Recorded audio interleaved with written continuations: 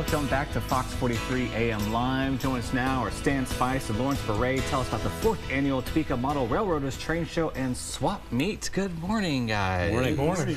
I'm very excited for this. So your 4th year. How does that feel to see the show continue on like this? Well, it's been fun, you know.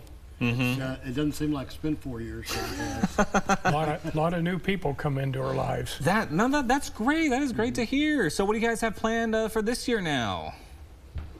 so we're back at the Great Overland Station, you know, and who would have thought, you know, Whom a sweet train home. show at a train station. There's some synergy to it, yes. One of the few places. There's not very many like that. So guys, if people are going to come to this event, what can they expect to see? What are they going to do?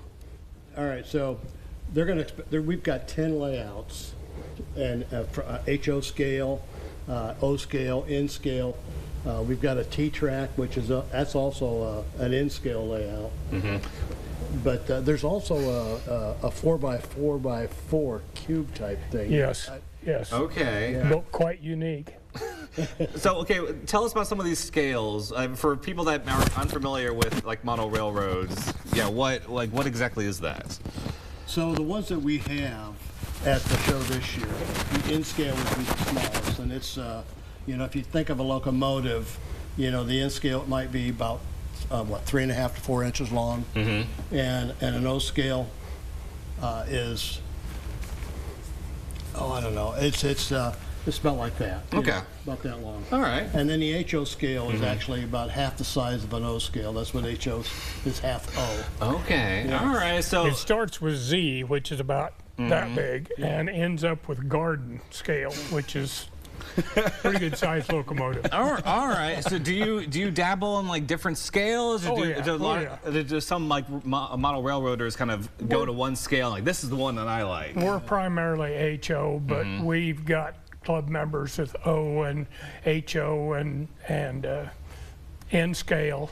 So we've got several scales involved in the club. So I'm a huge choo-choo fan. Ah. I thought Harvey cars were the coolest things in the world.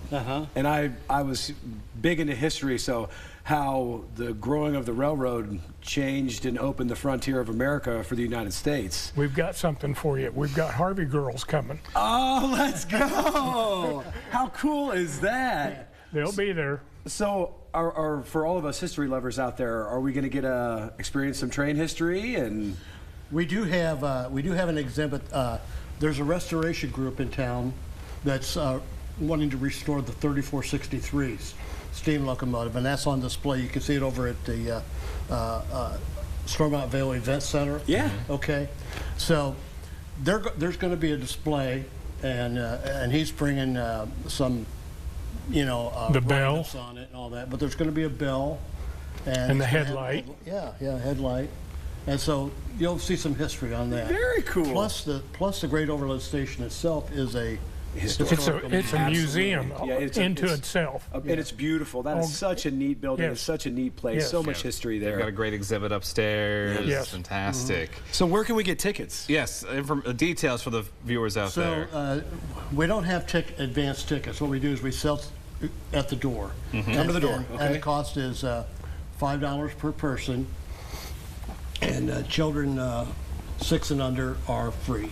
Okay. And then so it's Augie and October. Cooper get in for free, Dane. Yes, I love it.